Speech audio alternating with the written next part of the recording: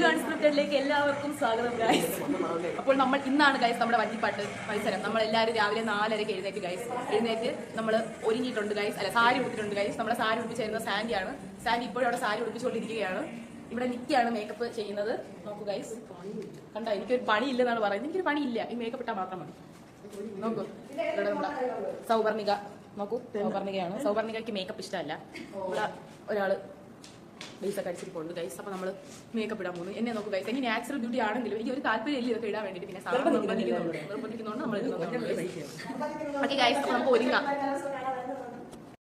വെളുപ്പിനെ 2 മണി തൊട്ട് നമ്മുടെ വെളുപ്പിനെ എന്നല്ല, രാവിലെ 2 മണി തൊട്ട് വിളിക്കുകയാണ് സൗപർണിക. നമ്മളങ്ങനെ 2 മണി തൊട്ട് വിളിച്ച് അവസാനം ഞങ്ങൾ 4:30 ആയപ്പോൾ എങ്ങനെയൊക്കെയോ എഴുന്നേറ്റ്. സാൻഡി നിക്കിയൊക്കെ രാവിലെ 4:30 കഴിഞ്ഞപ്പോഴാണ് വന്നത്. സൗപർണിക നിക്കി വരുന്നു, സാൻഡി വരുന്നു, വേഗം റെഡിയാന്നൊക്കെ പറഞ്ഞപ്പോഴാണ് ഞങ്ങൾ ചാടി എഴുന്നേറ്റത്. എഴുന്നേറ്റ് പോയി പല്ലൊക്കെ തേച്ച് ദേഹമൊക്കെ കഴുകി. നല്ല തണുപ്പും മഴയൊക്കെ ആയിരുന്നു. അതുകൊണ്ട് തന്നെ കുളിക്കാൻ ഭയങ്കര മടിയായിരുന്നിട്ട് പോലും ഞാൻ കഷ്ടപ്പെട്ട് കുളിച്ചില്ല, ദേഹം കഴുകി. അത് കഴിഞ്ഞിട്ട് എന്റെ ബണ്ണ് ഇതുവരെ വന്നില്ല തലയെ കെട്ടാനുള്ള. സോ പോണിറ്റെയിൽ കെട്ടിട്ട് വെയിറ്റ് ചെയ്യാണ്. ഇവിടെ പുട്ടിയൊക്കെ അടിച്ച് തുടങ്ങി ട്രിപ്പി സ്വന്തമായിട്ടുള്ള മേക്കപ്പ് ഒക്കെയാണ്. പിന്നെ നിക്കിയാണ് നമ്മുടെ മെയിൻ മേക്കപ്പ് ആർട്ടിസ്റ്റ് എന്ന് പറയുന്നത് നിക്കിയാണ്.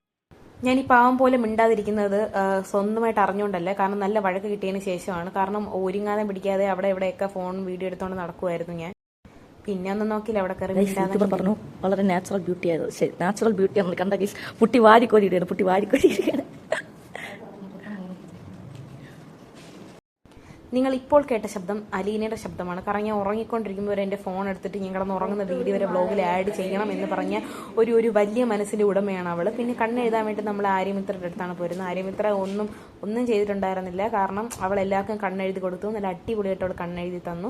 പിന്നെ ബാക്കി മേക്കപ്പ് ഒക്കെ നിക്കിയാണ് നമുക്ക് ചെയ്തു തന്നത്. പിന്നെ ഞാനും പിന്നെ നമ്മുടെ ആനിയും കൂടെ ഫുഡ് കഴിക്കാൻ വേണ്ടി പോയി. ബാക്കി എല്ലാവരും അവിടെ മേക്കപ്പ് ചെയ്തിരിക്കുന്നതേ ഉണ്ടായിരുന്നുള്ളൂ. അപ്പം 6:30 എപ്പോഴേ ഫുഡ് വന്നു എന്ന് പറഞ്ഞിട്ട് സിസ്റ്റർ വന്ന് വിളിച്ചിട്ടുണ്ടായിരുന്നു. അങ്ങനെ ഞങ്ങൾ രണ്ടുപേരും പോയി ആദ്യമേ ഫുഡ് കഴിച്ചു. നമ്മൾ പുറപ്പെടുവാൻ പോവുകയാണ്.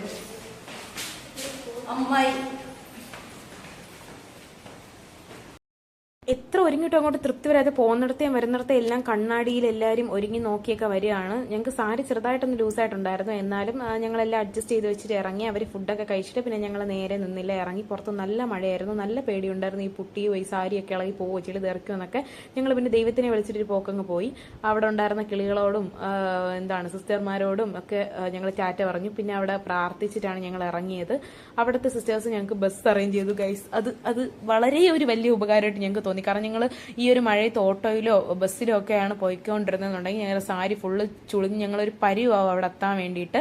ഞങ്ങളത് സാൻഡി പറഞ്ഞാണ് അവിടെ പോയിട്ട് നല്ലപോലെ ഒരുങ്ങിയാൽ മതിയെന്ന്. പക്ഷെ ഞങ്ങൾ ഇവിടുന്ന് നല്ല ഇതായിട്ട് ഒരുങ്ങിപ്പോയി. ഇനി ഞങ്ങൾക്ക് പൊട്ടും ചന്ദനമൊക്കെ വെച്ചാൽ മതിയായിരുന്നു. അപ്പം ഞങ്ങളിങ്ങനെ ബസ്സിൽ ഇരുന്ന് പ്രാർത്ഥിക്കായിരുന്നു നല്ലപോലെ പാടാൻ പറ്റണേ, പിന്നെ എന്തൊക്കെയാണ് മിസ്റ്റേക്ക് എന്നൊക്കെ ഉള്ള കാര്യങ്ങളൊക്കെ കറക്റ്റ് ചെയ്യുമായിരുന്നു. അങ്ങനെ അവിടെ പോയി ഞങ്ങൾ ആർട്സ് കോളേജിലെ പിള്ളേരും അതുപോലെ തന്നെ ഞങ്ങളും കൂടെ ഒരു ക്ലാസ് റൂമിലായിരുന്നു ഇരുന്നിട്ടുണ്ടായിരുന്നത്. അതിൻ്റെ ഇടയ്ക്ക് സാരി നേരെയായില്ല, മേക്കപ്പ് നേരെയായില്ല, മാല നേരെയായില്ല എന്നൊക്കെ പറഞ്ഞ് നിക്കിയും സാൻഡിയൊക്കെ അങ്ങനെ വഴക്കൊക്കെ കൊണ്ടതിന് ശേഷം ഞങ്ങൾ പിന്നെ സാരിക്ക് ഒന്ന് സെറ്റായിട്ട് കൊടുത്തു. സാറ് ഫുള്ള് ടെൻഷനിലാണ് നടക്കുന്നത്. കാരണം പ്രോഗ്രാമിൽ ടെൻഷനാണ് ഫുള്ള്.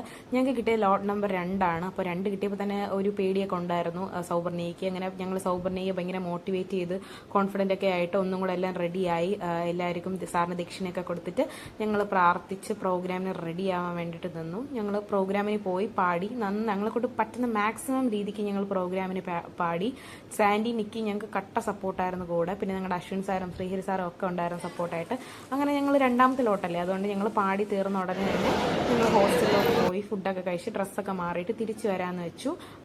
അങ്ങനെ ഞങ്ങൾ ഹോസ്റ്റലിൽ പോയി ഫുഡൊക്കെ കഴിച്ച് ഡ്രസ്സൊക്കെ മാറി സിസ്റ്ററിൻ്റെ അടുത്ത് ടാറ്റ ബൈ ബൈ ഒക്കെ പറഞ്ഞിട്ട് നേരെ ഞങ്ങൾ TKM കോളേജിലേക്ക് വിട്ടു. കോളേജിലെത്തി ഞങ്ങൾക്ക് കുറേ പ്രോഗ്രാംസ് പിന്നെയും കാണാനുണ്ടായിരുന്നു. അപ്പോൾ അവിടെ നിക്കിയും എല്ലാവരും ഉണ്ടായിരുന്നു ഗൈസ്. പിന്നെ പറയാൻ വിട്ടു ഒരു കാര്യം എന്ന് പറഞ്ഞാൽ ഞാൻ പാടി തീർന്നിട്ട് തല കറങ്ങി വീണു.